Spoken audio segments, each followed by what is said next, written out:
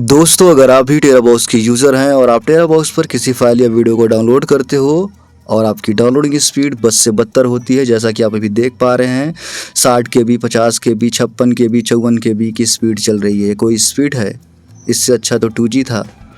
अगर ऐसी स्पीड आपको टेराबॉक्स एप्लीकेशन के अंदर किसी फाइल या वीडियो को डाउनलोड करते वक्त मिल रही है तो ये वीडियो आपके लिए है। इस वीडियो के अंदर मैं आपको बताऊंगा कि कैसे आप अपने टेराबॉक्स की डाउनलोडिंग स्पीड को बढ़ा सकते हो 80 से 90 MB पर सेकेंड।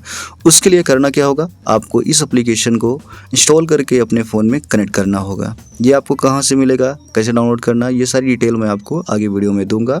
जैसे ये कनेक्ट हो जाए आपको अपने टेराबॉक्स एप्लीकेशन में आना है, अपनी फ़ाइल को डाउनलोड लगाना है और आप देख सकते हैं आपकी डाउनलोडिंग स्पीड यहाँ पर 70 से 80 MB पर सेकंड बढ़ चुकी है। तो इस प्रकार से आप टेराबॉक्स की डाउनलोडिंग स्पीड को बढ़ा सकते हो।